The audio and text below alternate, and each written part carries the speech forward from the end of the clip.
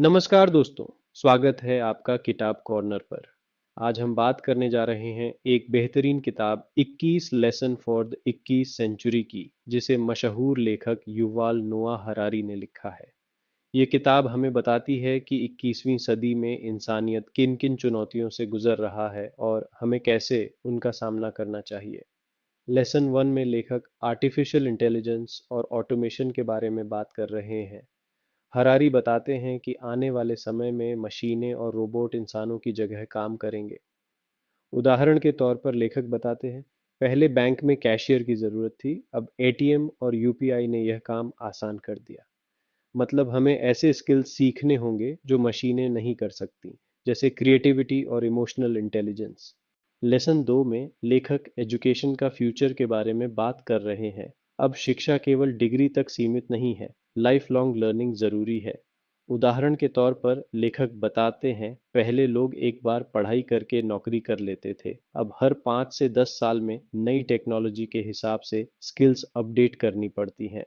Lesson 3 में लेखक fake news और इंफॉर्मेशन ओवरलोड के बारे में बात कर रहे हैं।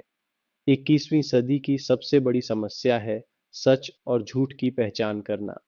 सोशल मीडिया पर अफवाहें इतनी तेजी से फैलती हैं कि लोग भ्रमित हो जाते हैं। इसलिए क्रिटिकल थिंकिंग जरूरी है, हमें जानकारी को वेरीफाई करना सीखना होगा।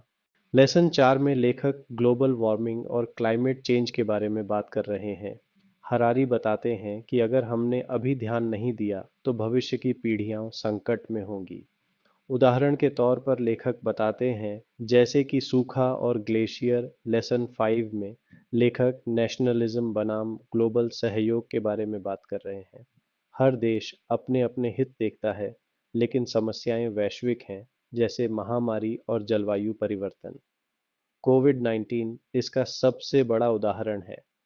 हमें सहयोग की जरूरत है, सिर्फ कंपटीशन की नहीं।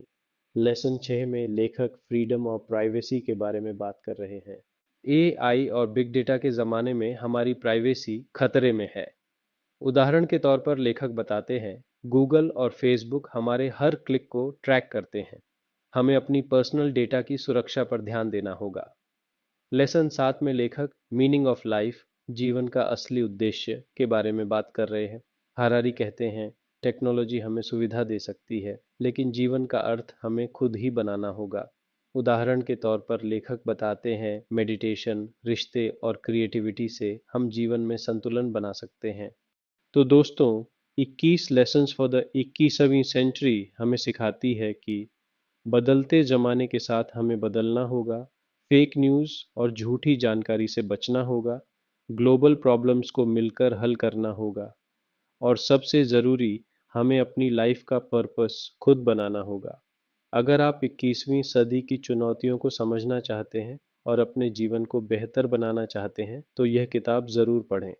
दोस्तों, अगर आपको यह बुक समरी पसंद आई हो तो चैनल को सब्सक्राइब करें और वीडियो को लाइक और शेयर ज़रूर करें। आप कौन सी किताब का समरी चाहते हैं, कमेंट में ज़रूर बताएं। धन्यवाद। आपका दिन शुभ रहे।